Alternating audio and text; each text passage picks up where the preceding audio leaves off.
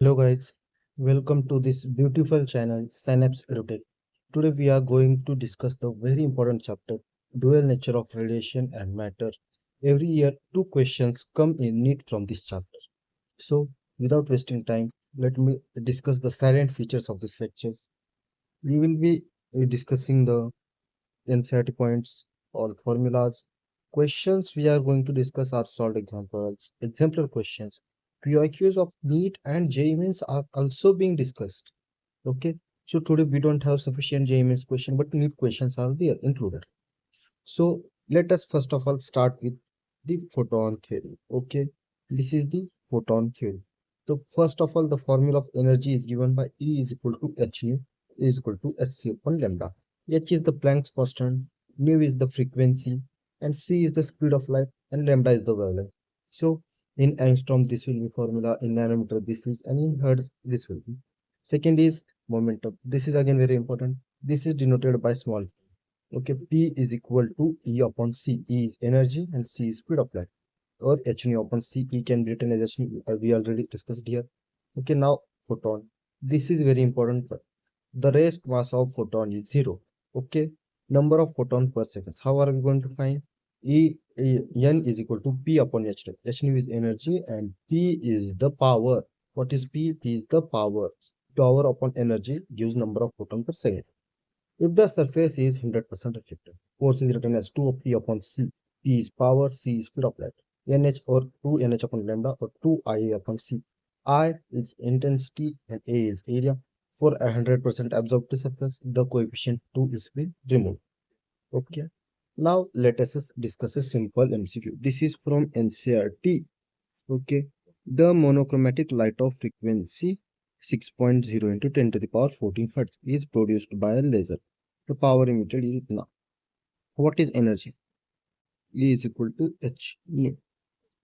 H 6.64, 6.6 consider it, into 10 to the power minus 34 into what is the frequency given? 6 into 10 to the power 14.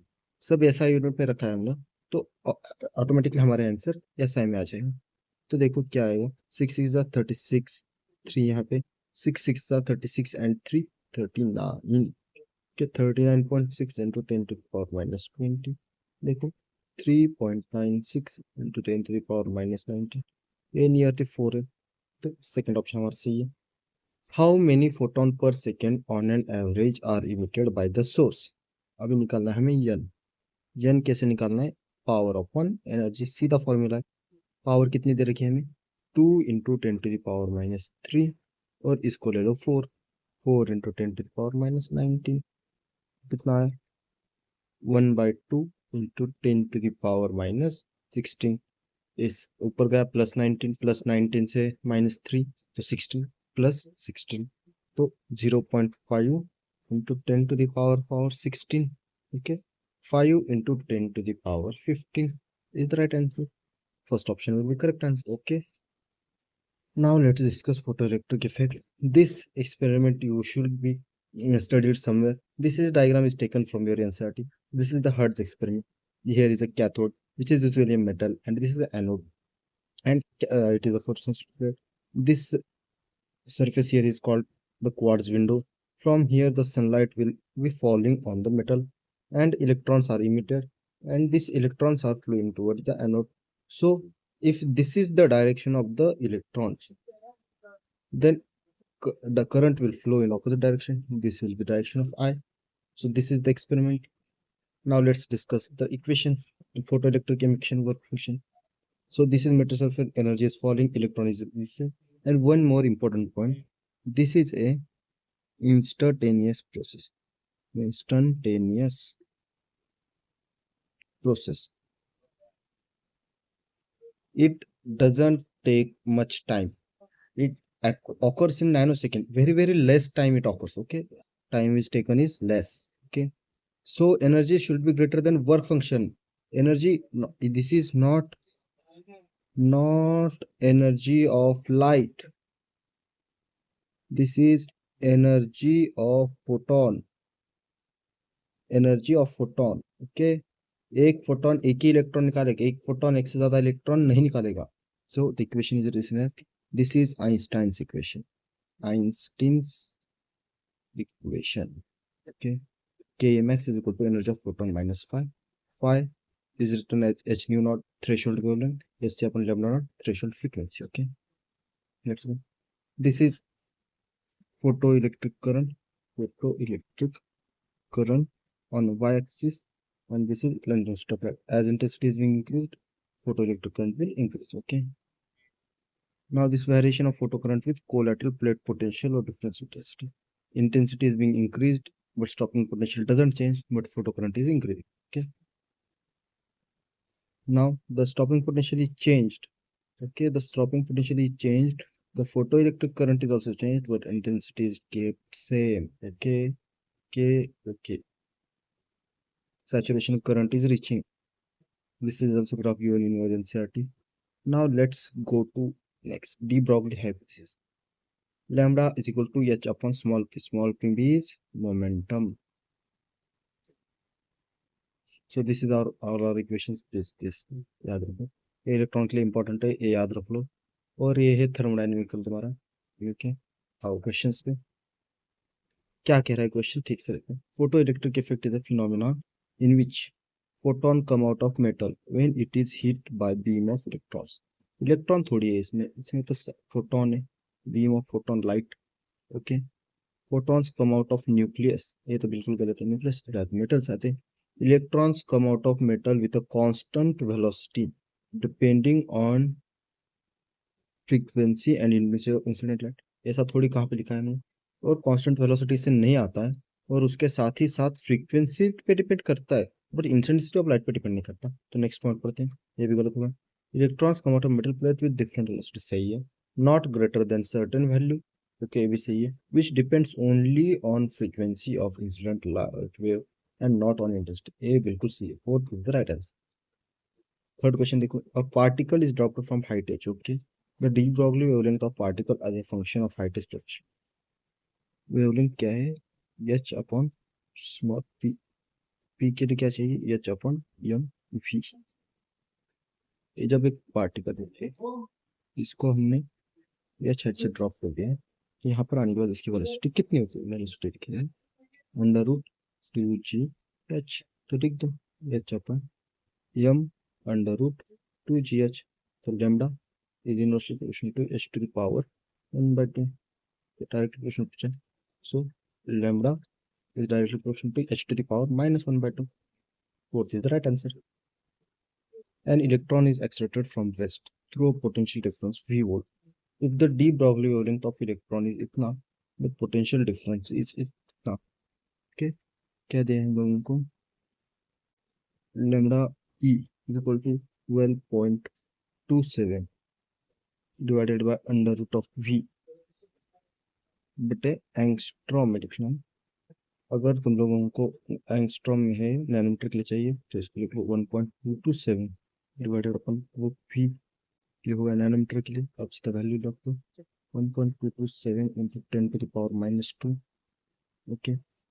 1 square कर दो दोनों. 1 is equal v is equal to 10 to the power minus 4. So v is equal to 10 to the power plus 4. Second is right. 2020 का question. Graph is plotted between maximum kinetic energy of electron with a frequency incident. Slope पूछा है. Einstein equation क्या है, ke max is equal to energy of photon minus work function. तो देखो ke max को ke max लिखो, energy of photon क्या लिख सकते हैं, h न्यू फ्रीक्वेंसी क्या है माइनस 1. तो y is equal to mx plus c से कंपेयर करो, तो स्लोप क्या है, h क्या है, कांस्टेंट. एक सेट एग्जांपल क्वेश्चन है, अच्छा क्वेश्चन देखो. इनिशियल वेलोसिटी, तो देखो ये है इलेक्ट्रॉन और इधर जा रहा है ये v नॉट से. इलेक्ट्रिक फील्ड किधर है, इधर है, opposite direction e not. Negative charge देखो, मैग्नीट्यूड से मतलब डायरेक्शन 6 से लगा तो चार्ज की जरूरत नहीं है. वेक्टर क्या दिखाता है तुम लोगों को, वेक्टर नेगेटिव का मतलब क्या है, वो सिर्फ डायरेक्शन दिखा रहा है, समझे. It's de Broglie wavelength that time t. तो इस पे फोर्स कितना लगा रहा है ये, q e नॉट. ओके, समझा. फोर्स इतना, तो एक्सीलरेशन कितना है, q E naught upon v। तो वेलोसिटी आफ्टर टाइम t कितना होगा, V T, V not plus Q E not T divided by, समझा? ओके, तो अब आगे देखो, आगे क्या लिखने का है हम लोगों को। Initial wavelength lambda nought consider कर लो, लैम्डा नॉट कंसीडर सॉल्व किया है। लैम्डा नॉट इज इक्वल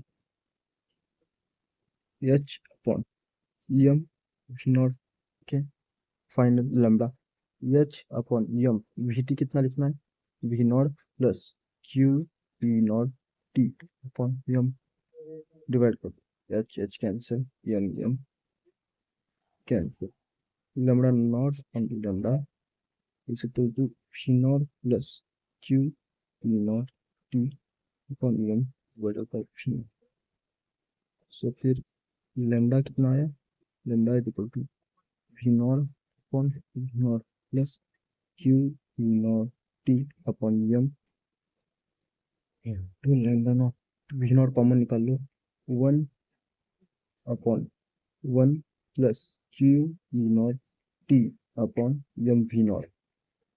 समझ में आया क्या किया है मैंने, v नॉट को कॉमन निकाला है, तो आंसर इज योर फर्स्ट तुम्हारा सही answer.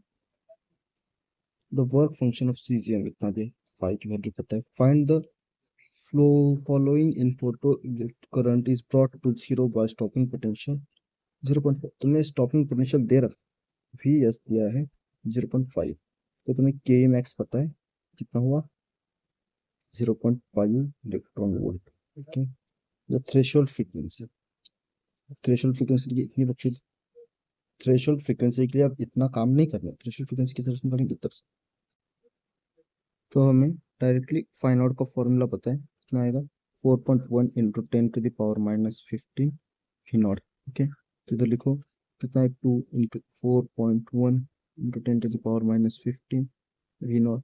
We naught is equal to 1/2 into 10⁻15, कहीं पे ऐसा ऑप्शन दिखा, हाँ देख सेकेंड।